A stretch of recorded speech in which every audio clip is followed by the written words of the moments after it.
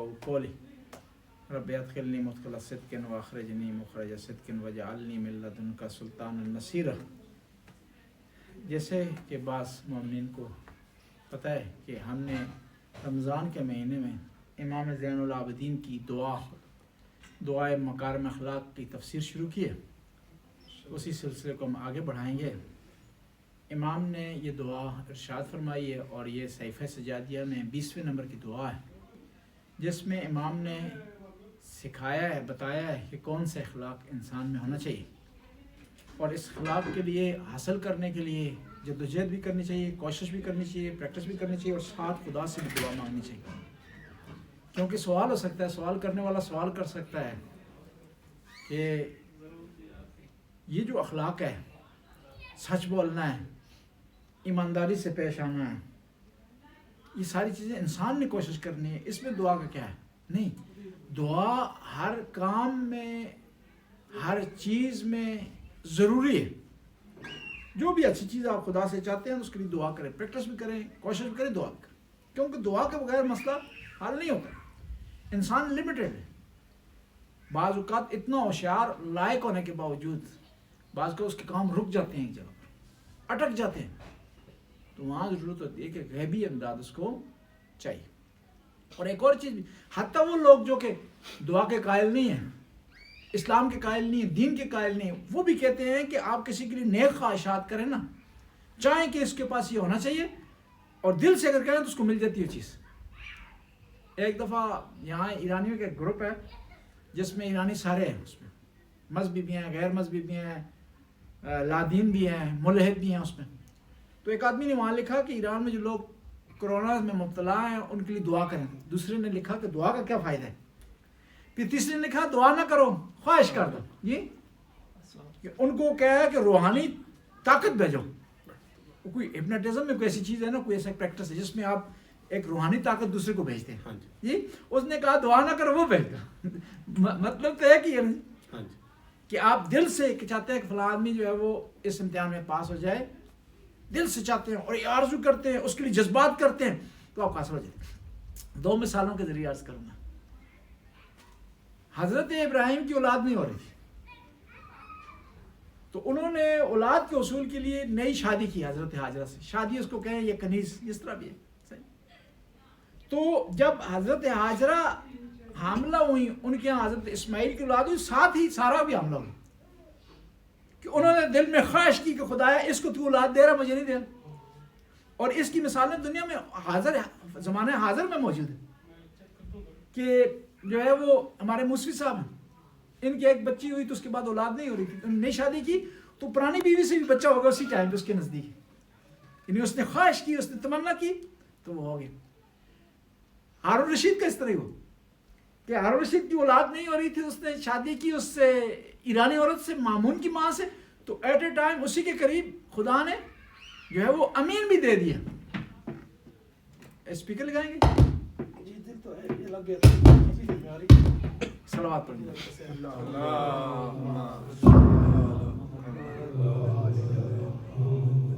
کی آواز ویسی ماشاءاللہ اسپیکر خواتین اس طرف ویسے قرآن کی آواز تو بہت ماشاءاللہ ٹھیک ہے. بیماری کی بات تھوڑی کم ہو گئی. تو پڑھائی ختم ہو گئی. جی پڑھائی ختم ہو گئی. تو دعا یعنی چاہنا ہے آپ کا. حتیٰ اس میں آپ جو ہے ہم دعا کا نام دیتے ہیں نا، تھوڑا اس میں تبرک اور متبرک ہونا، قرب الہی کا ہونا، زیادہ اس میں مزہ آ جاتا ہے. لیکن ایک آدمی جو ہے مذہب سے کا قائل نہیں ہے تو وہ بھی یہ کرے تو اس کو حاصل ہو جاتا ہے. وہ اس طرح ہوا کہ ہارون رشید کی اولاد نہیں ہو رہی تھی، اس نے مامون کی ماں سے جو ہے وہ شادی کی ایک ایرانی عورت سے، تو اسی ٹائم پہ خدا نے جو ہے اسے امین بھی دے دیا زبیدہ سے. اور پھر ان دونوں بھائیوں کا آپس میں جھگڑا ہوا، ایک لمبی داستان ہے، ایک مارا گیا، ایک بچ گیا، ایک لمبا سلسلہ ہے. لیکن بتا رہا تھا کہ یہ دل کی جو خواہش ہے نا، طلب ہے، تڑپ ہے، یہ انسان کو خدا دیتا ہے. اور جب دعا کی صورت میں کرے گا تو دعا بھی ہوگی، عبادت بھی ہوگی. اور بعض اوقات ایک دعا قبول نہیں ہوتی، آپ کے لیے ذخیرہ ہو جاتی ہے، اس کا آپ کو اجر ملتا ہے. اور کہا جاتا ہے دعا مخ العبادت، دعا عبادتوں کا نچوڑ ہے. کہتے ہیں قیامت کے دن کچھ لوگ حساب کتاب کے لیے جائیں گے تو ان کے نامہ اعمال میں ایک بہت بڑی تعداد موجود ہوگی, بہت بڑی لسٹ ہوگی, جو ان کو یاد بھی نہیں ہوگا یہ نیکی کہاں کی ہے انہوں نے, یہ اجر کہاں سے آ گیا. جس طرح آپ کے اکاؤنٹ میں اچانک نا کھولیں فوراً بریکیں ماریں وہ یا موبائل کے ذریعے تو اچانک وہاں آ جائے کہ 1 ملین کروڑ, تو آپ خوش ہو جائیں گے, تعجب کریں گے یہ کہاں سے آ گیا اچانک. اور اس میں جو ایماندار آدمی ہوگا تو فوراً بینک کو فون کرے گا کہ پیسے کہاں سے آ گئے. جو تھوڑا سا مشکوک ہوگا تو وہ خوش ہو جائے گا, دبا رہے گا, فوراً اس کو نکال لے گا کہ کہیں نہ واپس ہو جائیں. جی ہوتا ہے اس طرح کرتے ہیں لوگ. تو قیامت کے دن کچھ لوگ جو نیک اعمال کی ان کے انبار لگا ہوا ہوگا, انہیں بھی نہیں پتا ہوگا کہاں سے آئیں. تو کہا جائے گا یہ وہ دعائیں ہیں جو آپ نے کی تھی لیکن قبول نہیں ہوئی, خدا نے محفوظ کر لی. اور وہاں ہوگا انسان کہ کاش کہ میری جو ہے دعائیں ساری قبول نہ ہوتی کہ مجھے اجر مل گا. بس دعا کی قبولیت ہو یا نہ ہو اس کا اجر. واحد ہستی ہے دنیا میں خداوند تعالیٰ کی ذات, واحد ہستی ہے جو جس سے مانگا جائے تو وہ خوش ہوتا ہے. آپ کسی سے 2 دفعہ مانگے نا, تیسری دفعہ آپ کا فون نہیں اٹھاتا. ٹرائی کے طور پر ایکسپیریمنٹ کریں نا, سوشل ایکسپیریمنٹ کہتے ہیں اس کو. وہ کریں 2 دفعہ فون کریں کہ مجھے 1 ملین کروڑ چاہیے, 1 دفعہ فون کریں گے, دوسری دفعہ فون کریں, تیسری دفعہ آپ کا فون ہی بند ہو جائے گا. اور پھر مانگنے کی بنیاد پر وہ آپ کسی سے ملتے ہیں تو فوراً اس کے ذہن میں وہ نقشہ آ جاتا ہے, یہ وہ آدمی جو مجھ سے مانگتا ہے, یہ وہ آدمی جس نے مجھ سے پیسوں کی ڈیمانڈ کی ہے, تو کوشش کریں گے اس سے ایوائڈ کریں آپ. لیکن خداوند تعالیٰ نہ مانگنے والے سے ناراض ہوتا ہے, جو مانگتا ہے اس سے خوش ہوتا ہے, جو نہ مانگے اس سے ناراض ہوتا ہے. بلکہ روایات میں ہے کہ جو آدمی نماز پڑھے, نماز کے بعد دعا نہ مانگے, اٹھ کر چلا جائے تو خدا اس کی نماز کو کہتا ہے کہ اس کو فرشتوں منہ پر مار دو, ریجیکٹ کر دو. بعض کا مذاق بھی آتا ہے. وہ ایک ذاکر تھے تو ان سے کسی نے پوچھا, بعض کا پرانے زمانے میں ہوتا تھا لوگ ذاکروں کو بھی مولوی سمجھتے تھے صحیح کہ بھی چلو مذہبی کھاتے ہیں جی, ان سے بھی تویز داغا دعا یہ چیزیں کروا دیتے. اور بعض اچھے نیک ذاکر ہوتے تھے, وہ اس کے لائق بھی ہوتے تھے, یہ بھی ہوتا. تو اسی طرح کسی آدمی نے ایک ذاکر سے سوال کیا کہ یہ بعض جو مسلمانوں کے فرقے ہیں وہ نماز میں ادھر ادھر دیکھتے ہیں جی, یہ حالانکہ مستحب ہے, شیعہ مذہب میں بھی ہے, لیکن ہم نے کیونکہ اس معاشرے میں رہ رہے ہیں ہم نے مختص کر دیا ان کے ساتھ, سنیوں کے ساتھ. یہ کام سنیوں کا شیعوں نے قتل نہیں کرنا, اگر شیعہ کرے گا بھی تو اس پہ بلیم لگا دیں گے. اور بھائی جو ہر جو کام جو سنی کر رہے ہیں برا نہیں, ہر کام جو سنی کر رہے ہیں وہ شیعہ مذہب کے خلاف نہیں ہے. تو ذاکر سے کسی نے پوچھا کہ جو اہل سنت ادھر ادھر کیوں کرتے ہیں؟ کہا تم نے نہیں سنا کہ جو آدمی نماز کی قبول نہیں ہوتی اس کے منہ پر مار دی جاتی, اس طرف کرتے ہیں ادھر سے پڑھتی ہے, پھر اس طرف کر لیتے ہیں. یہ مذاق کی حد تک یہ بعض اوقات وہ بھی مناسب نہیں ہے کہ جو اچھا کام کر رہے ہیں ٹھیک ہے. یہ بھی یاد رکھنا چاہیے کہ ہر اچھا کام ظاہری طور پر مذہب کا ایسا نہیں بن سکتا. نماز تراویح ہمارے برادران اہل سنت پڑھتے ہیں, نماز پڑھنے میں کوئی حرج نہیں, عبادت کرنے میں کوئی حرج نہیں ہے, لیکن جماعت کے ساتھ نوافل کو پڑھنا, مستحب نمازوں کو پڑھنا نبی کریم نے منع فرمایا. دیکھیں شریعت نے کہا صبح کی 2 رکعت نماز ہے, اگر اس کو 4 کر دیں گے تو جائز نہیں ہے, وہ ساری جاتی رہے گی. آپ کہہ سکتے ہیں نماز ہی ہے جی, کوئی برا کام تو نہیں کر رہے جی, نہیں نماز یہ ہے لیکن اس کا حکم نہیں ہے 4 آپ نے نہیں پڑھنی صبح کی, آپ نے صبح کی فرض جو ہے واجب 2 ہی پڑھنی ہے آپ نے. بس میں عرض کر رہا تھا کہ دعا ضرور کیا کریں, نماز کے بعد دعا کریں, کوئی حاجت ہو دعا کریں, پریشانی ہو دعا کریں, کسی مشکل میں پھنسے ہوئے دعا کریں. اور پھر امام زین العابدین نے ادب سکھایا دعا کا کہ آپ دعا سے پہلے درود پڑھیں اور دعا کے بعد بھی درود پڑھیں. تیسرا ایسا دعا کا ہم پڑھ رہے ہیں اس کا ترجمہ کر رہے ہیں, اللہم صلی علی محمد و آلہ. امام زین العابدین شاہ فرماتے ہیں کہ خدایا درود بھیج محمد و آل محمد پر, وقفینی ما یشغلنی الاہتمام بہی. خدایا ایسے کاموں سے مجھے محفوظ رکھ جو کہ مجھے فائدہ نہیں دیتے. بعض کا ایسے کام ہوتے ہیں نا جو ہم سے فائدے نہیں دیتے, ہمارے فائدے میں نہیں ہے, ہم سے متعلق ہی نہیں ہے, ہم اس پہ تبصرہ کرنا شروع کر دیں, ہمارا موضوع ہی نہیں ہے, ہم اس پر تبصرہ کرنا شروع کر دیں.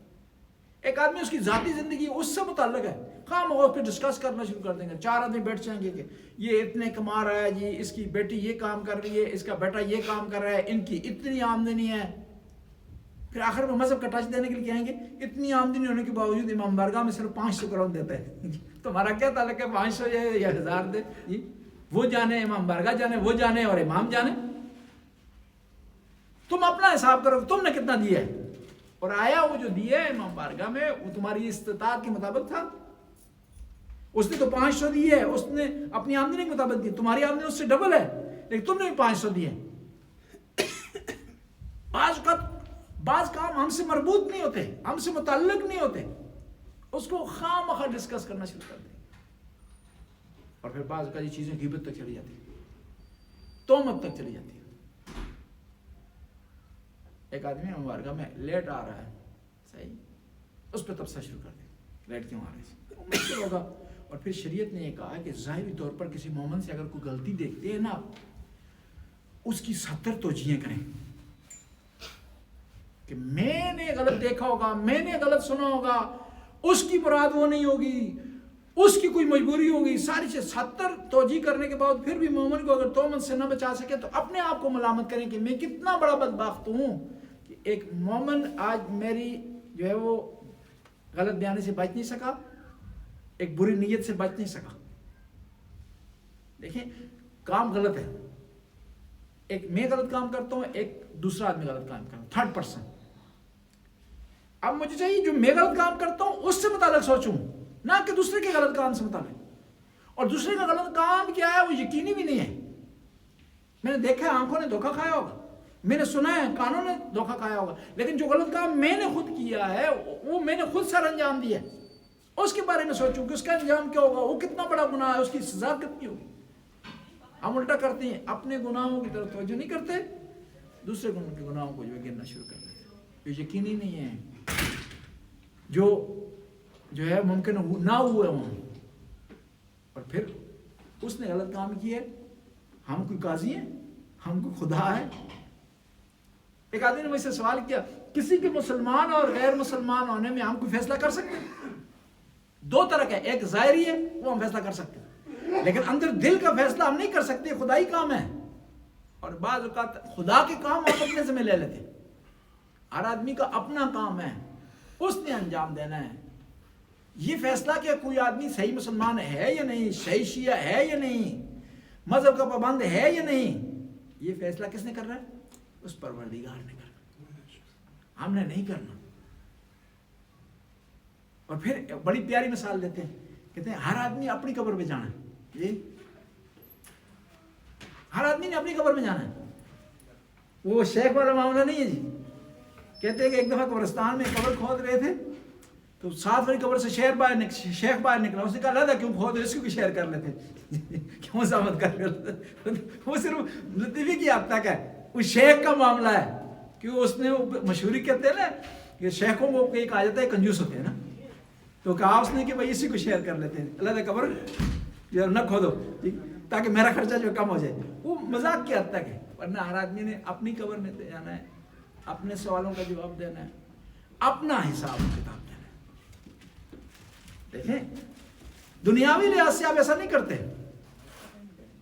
دنیاوی لحاظ سے آپ نے اگر کہیں فیس جمع کرانی ہے تو دوسروں کی فیسوں کے بارے میں نہیں گنتے کہ اس نے جمع کرانی ہے نہیں کرانی ہے, اس بیچارے کا کیا ہوگا. اپنا حساب کا فوراً حساب کرتے ہیں کہ کہاں سے نکالوں گا, کدھر سے دوں گا, کس طرح یہ فیس پہنچاؤں گا. دینی لحاظ سے بھی اس طرح کہ ہر آدمی نے اپنی قبر کا خود حساب دینا ہے. وہاں کسی نے مدد نہیں کرنی, کسی نے سپورٹ نہیں کرنا, کوئی آپ کا حامی و ناصر نہیں ہونا. وہاں کے لیے جو ہے آپ نے خود تیاری کرنی, اس کے لیے تیاری کرنی, اور مفت میں اپنے گناہوں میں کبھی بھی اضافہ نہ. بس امام زین العابدین ارشاد فرماتے ہیں کہ خدایا اس کام سے مجھے محفوظ کر جو میرے فائدے میں نہیں ہے, وَاسْتَعْمَلْنِي بِمَا تَسْأَلُنِي غَدًا عَنْهُ, اور خدایا مجھے ایسے کام کرنے کی توفیق عطا فرما جس سے متعلق سوال ہو. قیامت کے دن کس سے متعلق سوال ہو, قبر میں کس سے متعلق سوال ہو, من دینک, من امامک, من ربک, ما کتابک, ما قبلتک, ان سے متعلق سوال ہوگا.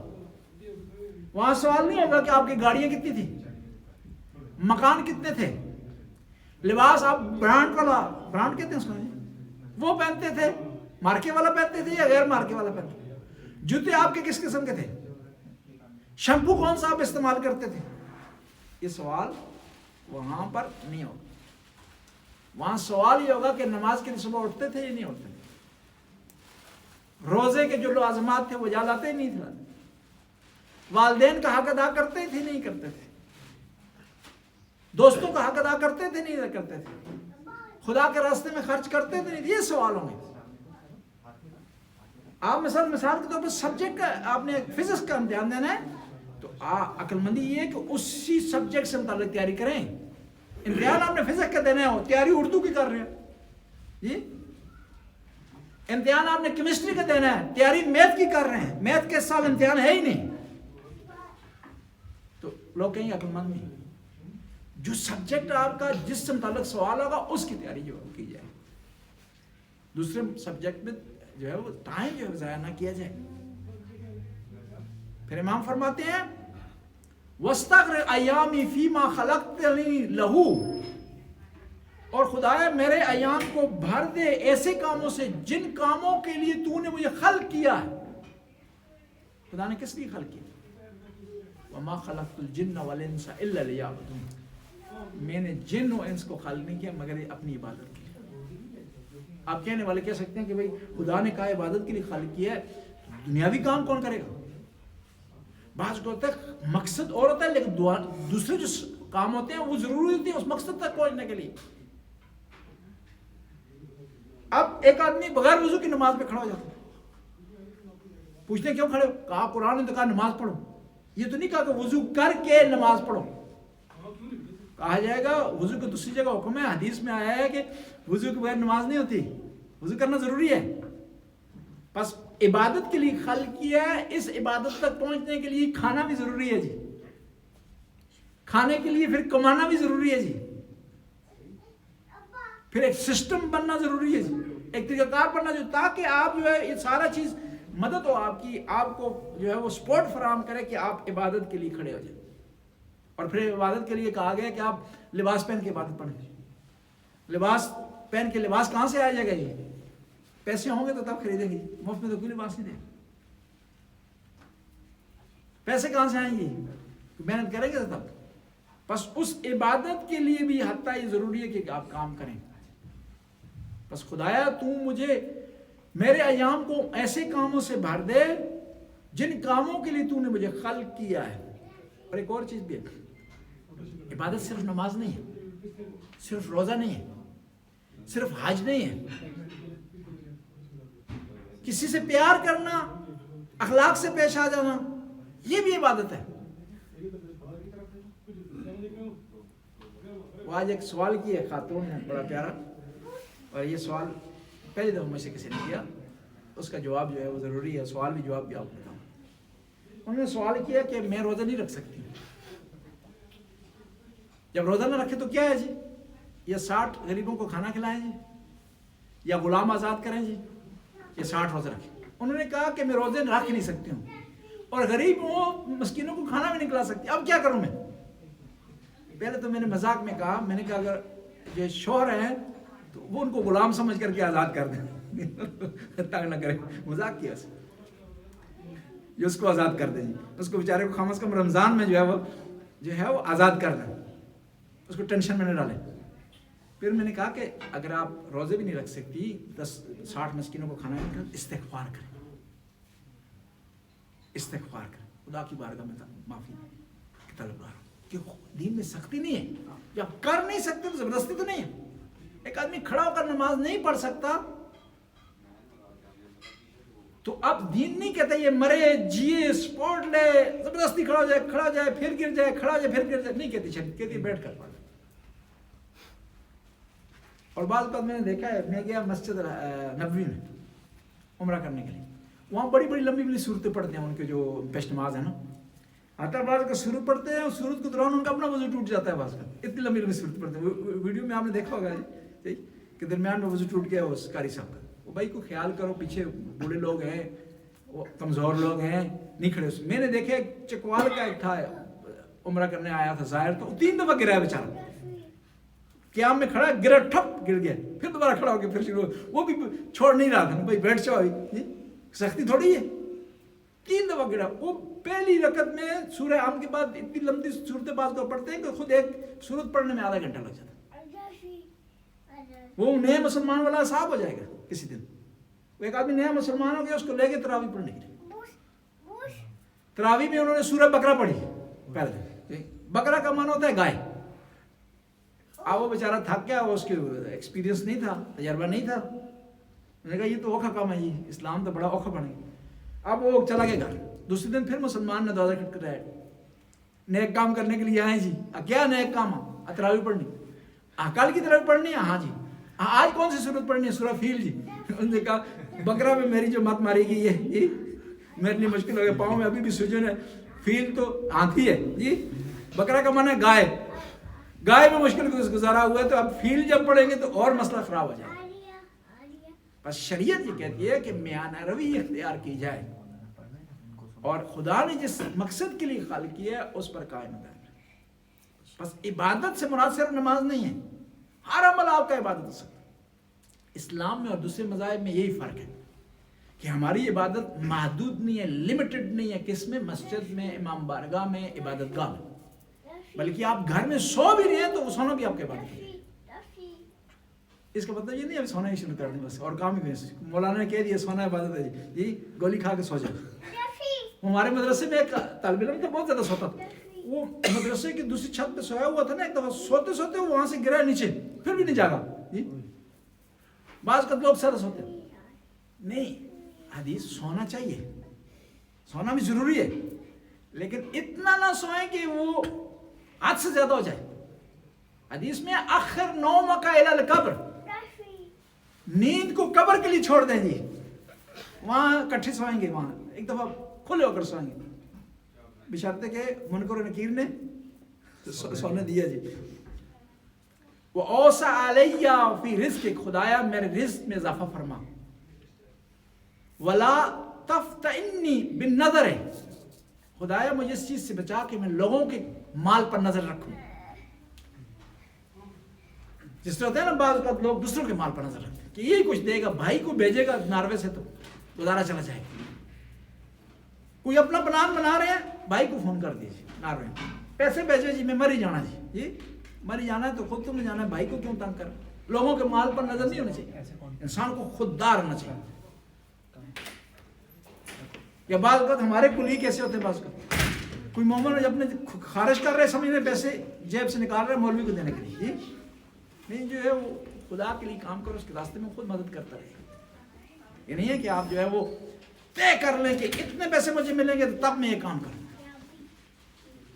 یہ عبادت کرنی ہے آپ نے, اور عبادت میں ٹھیک ہے ہر آدمی جو ہے اس کو ضرورت ہے, خرچے کی ضرورت ہے, مال کی ضرورت ہے, لیکن بجائے اس کی کہ لوگوں پر نگاہ رکھے, انسان خدا پر نگاہ رکھے.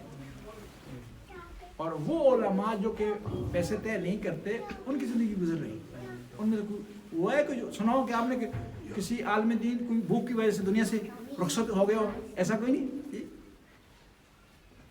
بس لوگوں کے مال پر نظر نہ رکھیں, خدا کی رحمت پر نظر رکھیں.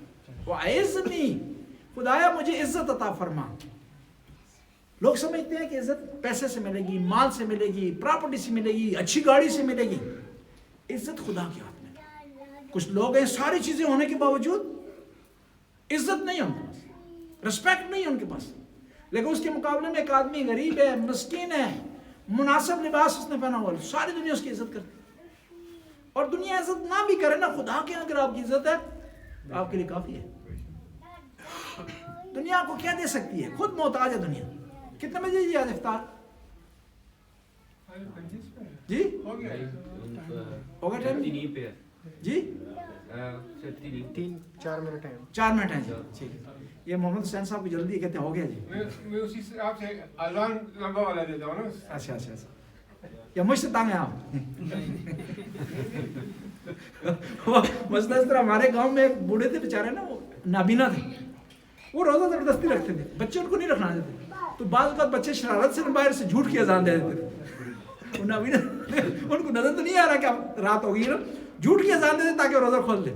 تو غلام حسین صاحب بھی کوئی ایسی چکر کرنے والے ہیں آج. صلوات پڑھیں. ولا تبتلنی بالکبر، ولا تبتلنی بالکبر، خدایا مجھے کبر میں مبتلا نہ کر، تکبر میں، غرور. اور بڑا پیارا لفظ استعمال ہوا ہے عربی میں تکبر کے لیے، غرور. عربی میں غرور کے معنی ہوتا ہے دھوکا.